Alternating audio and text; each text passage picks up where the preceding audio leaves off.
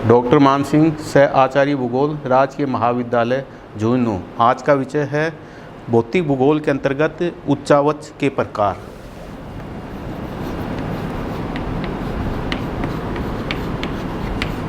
उच्चावच के प्रकार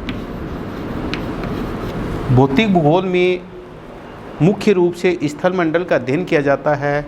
स्थल मंडल में हमें स्थल मंडल पर पाई जाने वाली विभिन्न भू आकृतियों का अध्ययन किया जाता है, जिसमें हम सामान्य रूप से पृथ्वी के धरातल पर पाई जाने वाली भू आकृतियाँ, उसमें महाद्वीप, महासागर, पर्वत, पठार, मैदान, इन सभी को शामिल करते हैं। उच्चावच के प्रकारों को हम 3 वर्गों में विभाजित करते हैं।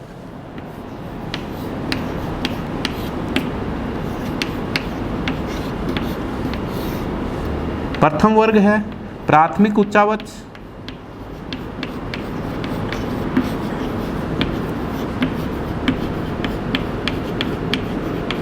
प्राथमिक उच्चावच वे उच्चावच होते हैं जो पृथ्वी के धरातल पर सबसे पहले उत्पन्न हुए, जैसे महाद्वीप एवं महासागर।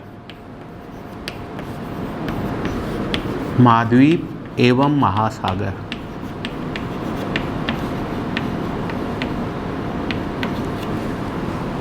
महाद्वीप एवं महासागरों का विकास कैसे हुआ, इनकी उत्पत्ति कैसे हुई, इससे संबंधित भौतिक भूगोल में अनेक सिद्धांत प्रचलित हैं, जिसमें वेगनर का महाद्वीपीय विस्थापन सिद्धांत, प्लेट टेक्टोनिक सिद्धांत, सागर नितल का विस्तार सिद्धांत, इन सिद्धांतों का हम अध्ययन करते हैं।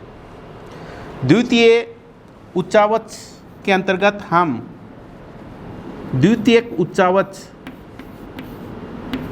को हम शामिल करते हैं। द्वितीयक उच्चावच वे उच्चावच होते हैं जिसका निर्माण प्राथमिक उच्चावचों पर होता है, जैसे महाद्वीपों पर विभिन्न प्रकार के पर्वत, पठार, मैदान पाए जाते हैं।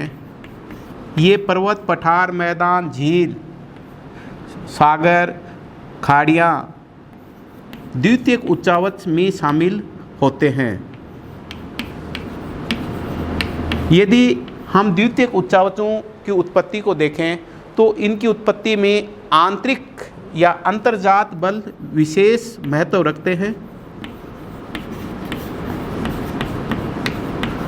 अंतर्जात बल वे बल होते हैं जो पृथ्वी के भूगर्भ में उत्पन्न होते हैं। पृथ्वी के भूगर्भ में रेडियोएक्टिव पदार्थ हैं।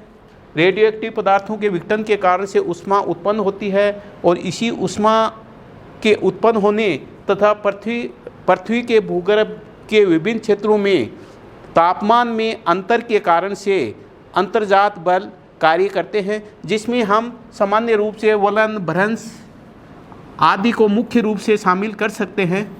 वलन एवं भ्रंश को शामिल कर सकते हैं।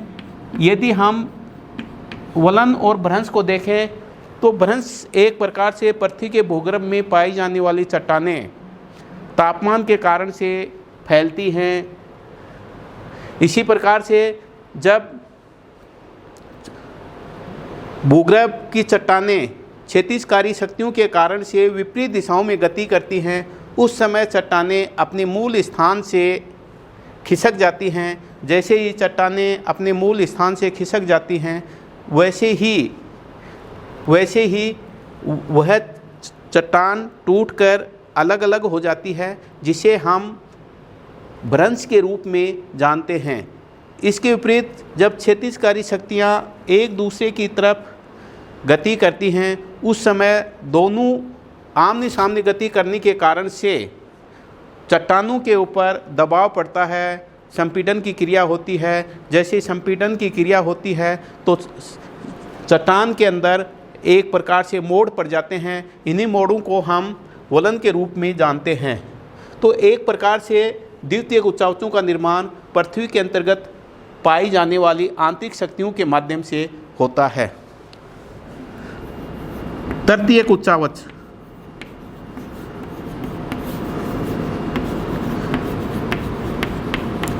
तृतीयक उच्चावच वे उच्चावच होते हैं जिसका निर्माण द्वितीयक उच्चावचों पर होता है।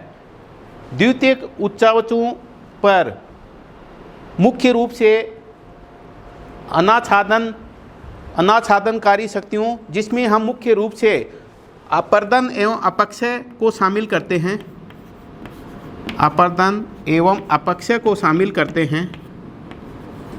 इन अपर्दन और अपक्षय की शक्तियों के कारण से विभिन्न प्रकार की भू आकृतियों का निर्माण हो जाता है। इसे हम कई उदाहरणों के माध्यम से समझ सकते हैं, जैसे नदियाँ पर्वतीय भागों में जलप्रपात का निर्माण करती हैं, वी आकार की घाटी का निर्माण करती हैं, पर्वतपदीय भागों पर जलोढ़ पंख का निर्माण करती हैं, मैदानी भागों में तटबंध का निर्माण करती हैं, बाढ़ का निर्माण करती हैं और समुद्री मुहाने के पास में डेल्टा का निर्माण करती हैं। इसी प्रकार से यदि रेगिस्तानी भागों में देखें तो अपर्दन के कारक के रूप में पवन यारडांग का निर्माण करती हैं, ज्यूजेन का निर्माण करती हैं या रेत के टीलों का निर्माण करती हैं। तो इस प्रकार से अपर्दन और अपक्षय की क्रियाओं के कारण से पृथ्वी के धरातल पर जो भू आकार पाए जाते हैं उन्हें हम तृतीयक उच्चावचों में शामिल करते हैं।